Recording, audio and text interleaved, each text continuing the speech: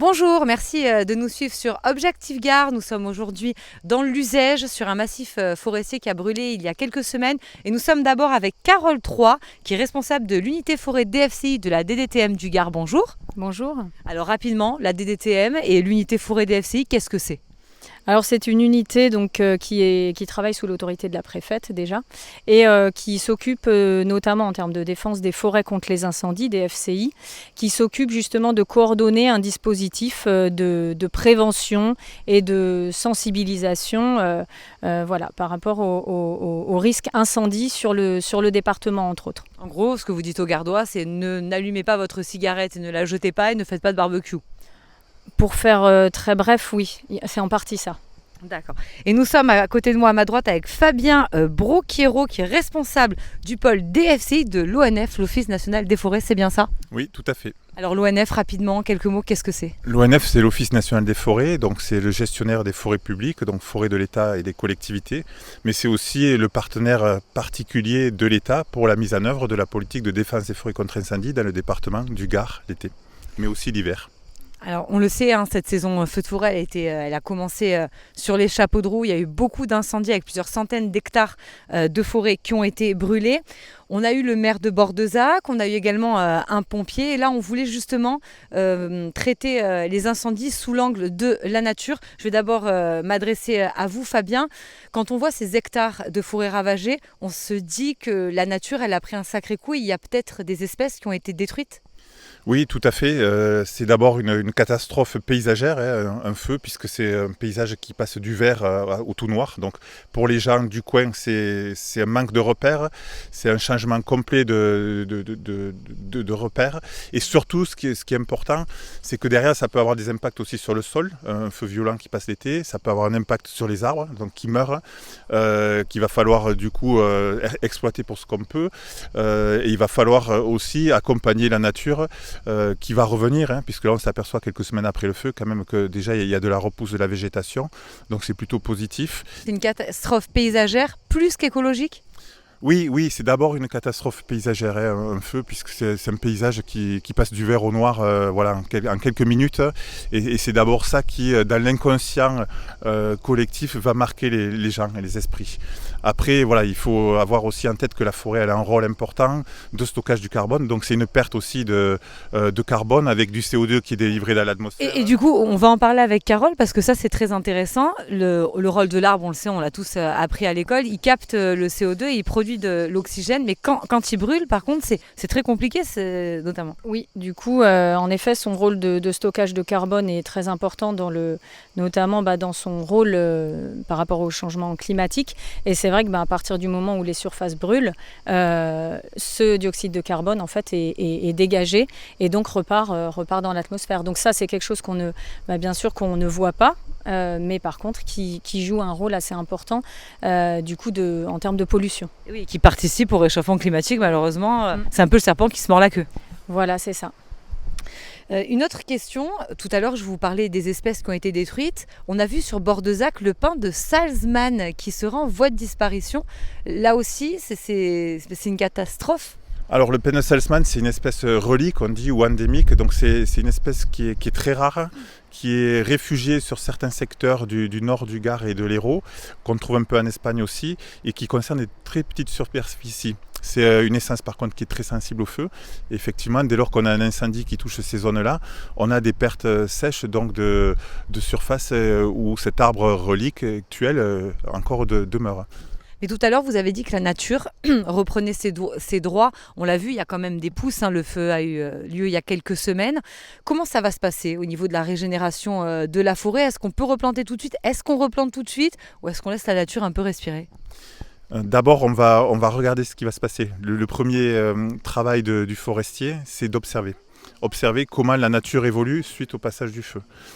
Donc il peut y avoir des interventions d'urgence, c'est couper des bois à proximité des axes très fréquentés pour des questions de sécurité évidentes. Mais après, dans le reste des cas, ça va être de regarder ce qui va repousser pour éventuellement accompagner certaines essences au détriment d'autres qui sont plus adaptées, plus résistantes au passage du feu et plus adaptées aussi par rapport au réchauffement climatique, puisque aujourd'hui la région méditerranéenne est très concernée par le réchauffement climatique et il faut aussi s'inscrire dans cet objectif-là de renouveler la forêt à horizon de 30 ou 50 ans. Carole, on a vu ces dernières années qu'il y avait quand même une urbanisation qui s'était accrue des villes. Pour autant, aujourd'hui, la forêt, elle progresse. Comment vous pouvez nous l'expliquer ? Du coup, là, par rapport à ça, j'ai juste, je ne sais pas si ça Si, allez-y. Je la montre juste, je l'avais imprimée, la carte en fait des zones exposées du département au risque incendie. Donc en vert, on a quand même essentiellement la surface forestière du département, qui est donc de l'ordre de la moitié du département. Et on a une bande tampon autour de 200 mètres des massifs, qu'on considère comme une zone à risque, une zone exposée, ce qui fait que les massifs plus cette bande tampon fait l'équivalent de plus de 70% du département.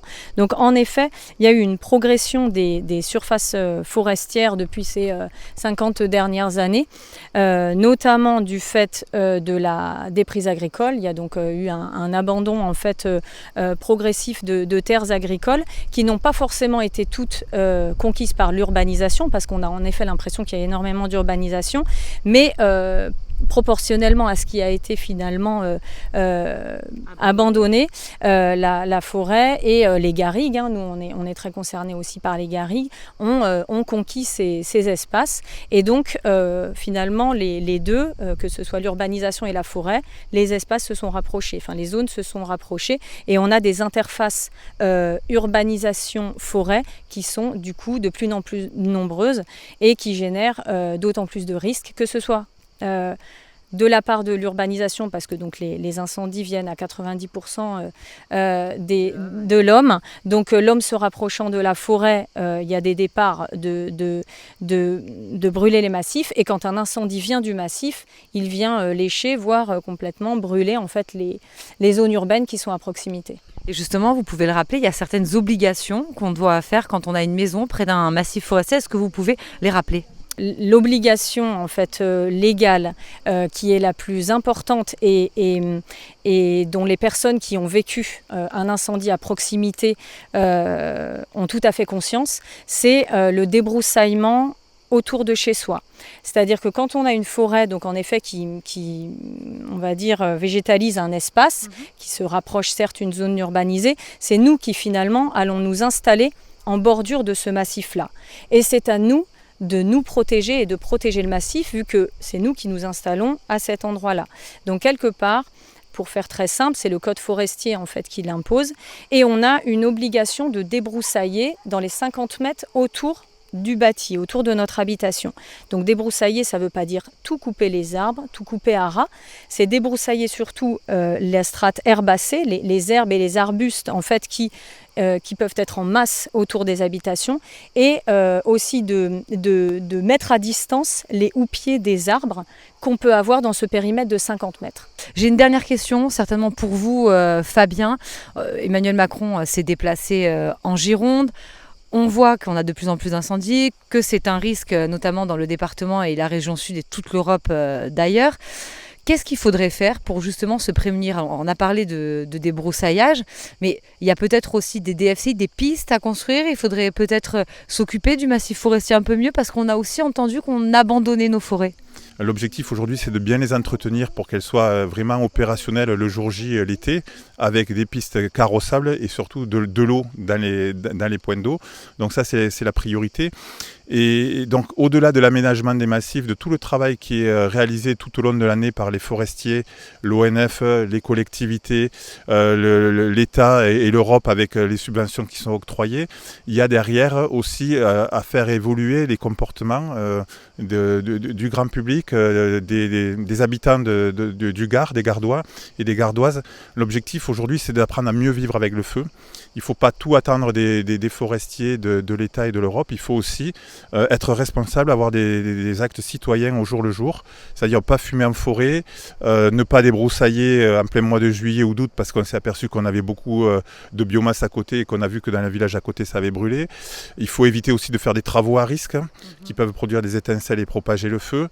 Et il faut protéger sa maison. Donc débroussailler sur 50 mètres de profondeur Merci beaucoup Carole et merci à vous Fabien. Et on vous souhaite bon courage parce que la période estivale, c'est une période forcément intense pour vous. Merci. Merci à vous.